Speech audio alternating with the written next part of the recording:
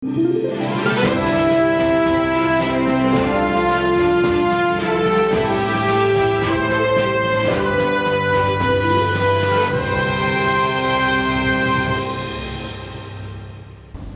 malam, Anda menyaksikan Talk Politik with Reinhard. Saya Reinhard Sirait.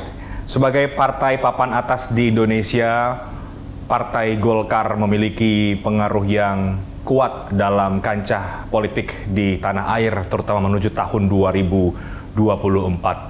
Terbukti Golkar mampu mengonsolidasi bangunan koalisi yang awal diumumkan, yakni Koalisi Indonesia Bersatu. Dan belakangan pergerakan Partai Golkar mencuri perhatian. Bagaimana tidak, karena Partai Beringin ini dihampiri oleh partai-partai politik lain, bahkan disebut sekarang menjadi primadona bagi partai politik lain. Apa arah politik Partai Golkar menuju tahun 2024? Apakah akan mau menambah lagi rekan-rekan koalisi untuk tahun 2024? Dan bagaimana kemudian Partai Golkar mencermati dinamika politik dan juga capres-cawapres yang ditunggu-tunggu oleh publik saat ini. Bersama dengan saya, eksklusif, saya sudah bersama dengan Ketua Umum DPP Partai Golkar, Pak Erlangga Hartarto. Pak Erlangga, terima kasih Pak, apa kabar? Baik, selamat malam Pak Renat. Selamat malam Pak Erlangga, terima kasih sudah meluangkan waktu bagi kami MNC Media untuk mewawancari Bapak. Ya. Kabar baik ya Pak? Alhamdulillah. Baik, Pak Erlangga, kembali kita akan membahas soal politik di tanah air, Pak. Saya ingin mulai dulu dari pernyataan Pak Erlangga beberapa hari yang lalu di acara internal Partai Golkar yang menyebut bahwa Partai Golkar ini partai yang membuat nyaman partai-partai lain gitu, karena banyak partai ingin melakukan komunikasi politik dengan Partai Golkar. Menurut Pak Erlangga, apa yang membuat banyak partai membuka ruang komunikasi dengan Golkar yang belakangan ini kita tahu banyak yang datang menemui Pak Erlangga? Ya, pertama kalau kita lihat sejarahnya, Partai Golkar adalah partai paling tua di Republik ini. Dan kedua, banyak partai yang timbul atau berdiri dengan tokohnya alumni Partai Golkar. Jadi banyak yang partai yang memang turunan dari Partai Golkar. Dengan demikian chemistry itu sudah terbangun karena semua basisnya yang partai itu adalah partai tengah, partai karya kekayaan, dan partai pembangunan. Nah, partai-partai yang berada dalam posisi tengah atau partai pembangunan tentu nyaman dengan Partai Golkar. Okay. Karena Partai Golkar sejak awal memang didorong untuk berada di tengah dan pro pembangunan. Nah, tentu modal pokok ini yang tentu kita lihat bisa terus dikapitalisasi oleh Partai Golkar.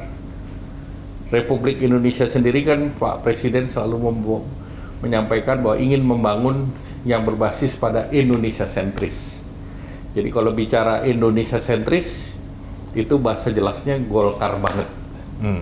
Jadi tentu inilah yang kita akan terus kapitalisasi ke depan. Oke, Anda mau katakan bahwa Golkar diterima di semua kalangan partai politik, Pak Erlangga? Selama ini demikian, karena Partai Golkar paling berpengalaman bekerja sama dengan berbagai partai. Jadi kita lihat, tentu juga berpengalaman kerja sendiri gitu.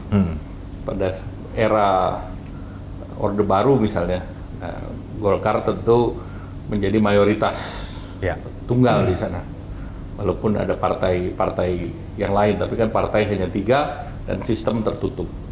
Nah, pasca reformasi, Golkar berpengalaman bekerja sama mulai dari eranya Gus Dur, presidennya Ibu Megawati, presidennya Pak SBY, sampai pada saat sekarang Partai Golkar pun mendukung kepemimpinan Bapak Presiden Joko Widodo dan Pak Maruf Amin. Jadi Golkar selalu berada di tengah, selalu berada dalam pembangunan, selalu berada dalam pemerintahan. Nah, itu mungkin berbeda dengan partai-partai yang lain. Oke. Golkar terbuka? Golkar terbuka. Golkar berbasis meritokrasi. Dan Golkar artinya seluruhnya berproses berdasarkan tata tertib dan ADART organisasi, berbasis kepada prestasi, dedikasi, loyalitas daripada kader, sehingga partai ini tumbuh menjadi partai kader juga. Oke, Pak, ada 3 partai yang bertemu dengan Partai Golkar dengan Pak Erlangga. Terakhir PKB, kemudian PKS, kemudian Partai Nasdem. Menariknya adalah 3 partai ini bukan KIB dan sudah punya blok koalisi masing-masing. Apa isi pertemuannya, Pak, dengan partai-partai yang sebetulnya saat ini ya, ini sudah masuk ke dalam koalisi yang embrio koalisi yang sudah ada dan itu bukan KIB sebenarnya? Ya, tentu koalisi itu kita harus perluas. Karena dengan koalisi lebih luas, potensi untuk memenangi lebih dari 50+1 itu mungkin. Artinya kita ingin membentuk sebuah pasca pemilu nanti pemerintahan yang kuat. Nah, pemerintahan yang kuat adalah pemerintahan yang didukung oleh partai politik lebih dari 50%. Oleh karena itu, Golkar ingin membangun sebuah kerjasama yang dilakukan sebelum pemilu. Karena berdasarkan berbagai pemilu kemarin, pasca reformasi, koalisi pemerintahan itu terbentuk sesudah pemilu. Nah, tentu banyak plus dan minusnya. Karena ada agenda-agenda awal yang diset sebelum pemerintahan terbentuk. Misalnya di parlemen, di DPR maupun di MPR. Sehingga tentu kalau ini kita bisa set lebih awal, maka tentu akan lebih kuat dan pemerintahan lebih stabil. Nah, pemerintahan lebih stabil ini penting karena kita menghadapi yang namanya bonus demografi 10 tahun ke depan. Berarti negara ini berada dalam crossroad. Crossroad ingin menjadi maju atau dia tertinggal di dalam middle income trap. Nah, untuk tidak tertinggal di dalam middle income trap butuh stabilitas politik. Karena tatakan dari seluruh pembangunan, apakah itu di ekonomi, di sosial, itu basisnya adalah stabilitas politik. Nah, itulah yang ingin dibangun di Partai Golkar. Pak, ada pandangan bahwa Golkar ini sedang mengorkestrasi peta koalisi yang ada. Meskipun sekarang sudah ada beberapa blok koalisi, tapi dengan kenyamanan yang dimiliki oleh Golkar tadi, yang tadi Pak Erlangga katakan, ini bisa merubah peta koalisi yang ada. Apakah itu yang kemudian menjadi tujuan dari manuver dan pergerakan Golkar saat ini, Pak Erlangga? Ya, tentu kita harus membuat koalisi yang kita bisa siapkan untuk melihat 10 tahun ke depan. Artinya? Bangsa kita ini kan tidak bangsa sendirian, Mbak. Kita tidak berada di dalam vakum, tetapi kita dalam ketidakpastian geopolitik. Perang Ukraine belum selesai, eskalasi meningkat, apalagi kemarin Presiden Biden datang dan akan all out terhadap Ukraine, maka tensinya akan semakin tinggi. Kemarin kita lihat juga ada balun di Amerika ataupun ada di Kanada. Tensi ini kan tentu dipersalahkan dalam tanda petik ke China. Nah, berarti tensi China juga akan meningkat di Laut Cina Selatan. Nah, ini tentu akan berpengaruh hubungan antara Taiwan dengan China, dan ini secara otomatis akan mengganggu ekonomi juga, karena selat antara laut antara China dan Taiwan itu menjadi jalur perhubungan dan logistik di wilayah timur. Jadi Anda mau katakan perlu koalisi yang besar. Oleh karena itu, kita jangan membuat negara kita menjadi negara yang tidak pasti. Dalam ketidakpastian global, kita nggak boleh ikut tidak pasti. Nah, kita harus memastikan diri bahwa kita stabil. Nah, untuk memastikan diri kita stabil, itu juga sama aja memastikan bahwa transisinya itu akan menjadi sesuatu yang mulus, yang baik. Karena kita pasca reformasi kan kita sudah biasa nih dalam agenda 5 tahunan politik, dan itu yang dilihat dunia sebagai salah satu kepastian Indonesia ini adalah negara demokratis, terbesar ketiga di dunia dengan penduduk muslim terbesar. Tidak ada negara lain yang mempunyai branding semacam itu. Dan kepastian itu dalam praktiknya adalah kepastian itu dalam praktiknya tentu partai politik ini bisa bekerja sama. Bukan menimbulkan katakanlah friksi politik baru, diametral, politik identitas. Head to head boleh, tapi dalam damai. Dan kita harus membuat pemilu itu sebagai pesta rakyat. Jangan membuat rakyat menjadi tegang. Apalagi kalau rakyat tegang, dunia internasional lebih tegang lagi kan gitu. Tapi kalau ini sebuah pesta rakyat, maka tentunya pemilihan umum itu menjadi sebuah proses yang 5 tahunan. Nah dengan demikian kita akan smooth sailing dalam 10 tahun Untuk ke depan. itu artinya Partai Golkar mengajak partai lain untuk bergabung, Pak? Untuk itu kita bikin sebuah koalisi. Koalisi KIB kan sekarang sudah ada. Ya tentu koalisi kan saya bilang koalisi tidak berhenti di sini. Karena jumlah partai politik ada 17. Ya tentu kita untuk menang sampai 50%, nah tentu butuh lebih banyak lagi. Beda kalau kita partainya cuma 3, itu lebih mudah menang 50%. Ataupun 2004, belum ada partai turunan Golkar yang lain. Sehingga dengan demikian Golkar masih bisa menang di tahun 2004 dengan metode pemilihan tertutup. Nah sekarang kita meminta partai-partai yang alumni Golkar itu homecoming gitu. Sehingga kita bisa membuat blok yang lebih besar. Partai Nasdem dan Pak Surya Paloh? Termasuk Partai Nasdem, kemudian juga tentu yang lain kan banyak.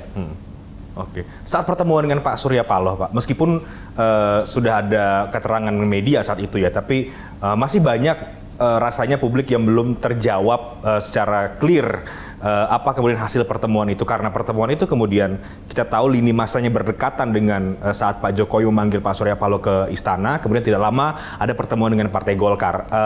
Apakah itu berkaitan atau tidak, itu mungkin bisa jadi spekulasi. Tapi dari pertemuan itu sekarang apa hasilnya, Pak? Ya tentu hasilnya masing-masing mengetahui posisi masing-masing. Dan tentu ke depannya karena Pak Surya Paloh dan sebagian besar juga Nasdem itu juga asalnya dari Partai Golkar, kita mengkalibrasi strategi ke depan yang dilakukan oleh baik Nasdem maupun Partai Golkar. Nah tentu kemungkinan kerjasama ke depan selalu ada. Tetapi tentu kita sebagai partai politik kan kita menghargai sikap dari masing-masing partai. Jadi understanding itu mungkin tidak semua partai bisa mengerti seperti itu. Kalau tidak punya kedalaman daripada hubungan dan kesejarahan. Artinya Partai Golkar memahami, menerima, mengerti posisi Nasdem yang sudah memilih Pak Anies sebagai baca presnya atau bagaimana, Pak? Ya artinya kan mereka sudah punya sebuah keputusan. Tetapi kan namanya politik, dinamika masih tetap terjadi. Artinya yang terjadi saat ini belum final. Semua akan final kalau ijab kabul sudah ditandatangani. Kalau nggak ada yang diteken, nggak ada yang masuk ke KPU, belum final. Sampai sejauh ini memang belum ada yang diteken, belum ada yang kemudian KPU sendiri pendaftarannya kan masih bulan September, belum ada pendaftaran. Nah, dengan PKS dan PKB, apa yang dibicarakan Pak Erlangga sebenarnya? Mungkin bisa kasih bocoran kepada kami. Apa yang kemudian diinginkan dengan pertemuan dengan dua partai itu? Ya, pada prinsipnya tentu kita harus mengawal agar proses demokrasi ini berjalan secara baik. Dan kedua, kita harus juga menghormati perundang-undangan yang sedang berlaku dan kesepakatan tentang itu. Nah, tentu ini yang kita jahit untuk diperjuangkan bersama. Bersama dengan PKB yang kita tahu sekarang sudah bergabung juga dengan koalisi Partai Gerindra. Artinya komunikasi itu terbuka, dan seterbuka apa yang kemarin dibicarakan oleh Gus Muhaimin, Pak Erlangga? Antar Golkar dan PKB kan pasti terbuka juga. Jadi secara terbuka, dan tentu ada agenda bersama. Agenda bersama menjamin bahwa pemilu ini dilaksanakan secara terbuka juga. Karena pembicaraan terbuka, pemilu juga terbuka. Nah ini kan kepentingan bersama. Jadi kepentingan bersama ini yang perlu kita perjuangkan sebelum pemilu ini dilaksanakan. Oke, Pak, lagi-lagi kita bicara pandangan. Ada pandangan juga yang membaca atau menganalisis bahwa pergerakan Golkar ini tidak lepas juga dari arahan dari Presiden Jokowi. Karena ada kedekatan Pak Erlangga dengan Presiden dan Golkar juga partai pemerintah begitu. KIB bahkan disebut-sebut sejak awal terbentuk ini atas arahan Presiden juga. Apakah pertemuan-pertemuan dengan partai-partai tadi itu, Pak Erlangga, itu juga ada arahan Presiden di sana? Ya tentu semua kayak main bola, semua pergerakan dengan bola dan tanpa bola dikonsultasikan. Ya. Artinya Presiden mengetahui ya kalau sebelumnya. konsultasi kan berarti ada komunikasi. Apa yang disampaikan Pak dengan Presiden Jokowi ketika Ya seperti di lapangan bola kan tergantung bolanya ada di sebelah mana kan. Kalau main bola kan ini semua bergerak dinamis. Oke. Ya. Oke, artinya sekali lagi Presiden merestui pergerakan Partai Golkar Ya, gitu ya? selama kan kita tahu lapangannya di mana, Pak. Jadi kalau kita main bola kan bukan kita main di luar lapangan, tetapi di dalam lapangan. Oke. Tapi kalau ada bola di pojok kan kita nggak perlu balik dulu ke pelatih untuk tanya nih bola di pojok mau diapain kan gitu. Nah, yang sekarang ini masih berada di dalam lapangan? Sekarang semua masih dalam lapangan. Oke, yang di luar lapangan itu seperti apa Pak Erlangga? Yang di luar lapangan ya tentu ada hal-hal lain yang di luar. Misalnya dengan penonton atau tanpa penonton itu kan urusan di luar lapangan. Oke. Tidakkah itu mengganggu independensi Partai Golkar sebagai partai besar sebetulnya Pak Erlangga? Balik lagi kan kita tahu lapangannya. Lapangan yang masih dalam masih batas amankah atau masih? Lapangan kan mencapai tujuan. Tujuannya mencetak gol. Gol itu dalam pemilu. Nah, itu yang paling penting. Oke. Apa arahan Presiden Jokowi Pak Erlangga kepada Bapak sebagai Ketua Umum Partai Golkar kalau kita bicara 2024? Kemarin di acara Partai Golkar Pak Jokowi juga mengapresiasi Golkar yang tidak terburu-buru mengumumkan capres. Tapi di saat yang sama Presiden juga mengingatkan jangan terlalu lama. Ya. Ya memang kan terburu-buru dan terlalu lama tergantung jadwal KPU. Jadwal KPU atau dinamika politik yang sekarang, Pak Erlangga? Ya jadwal KPU. Kalau terlalu lama berarti KPU sudah jadwal belum daftar. Itu berarti telat ya. Nggak boleh telat. Nggak boleh telat. Artinya tidak mau juga terburu-buru, tidak mau juga langsung mengumumkan siapa yang ingin diusung oleh Golkar dan juga KIB saat ini? Kalau Golkar jelas siapa yang diusung. Pak Erlangga Hartarto. Kalau KIB tentu kita akan bicarakan. Tapi kan tahap sekarang kita ingin menambahkan partai. Makanya kan Golkar berkomunikasi baik dengan partai-partai politik yang lain. Oke. Sekarang dengan KIB, Pak Erlangga, bagaimana perkembangannya? Ini koalisi yang terbentuk sejak awal, paling duluan, tapi juga paling belum ada nama capres-cawapres yang diumumkan.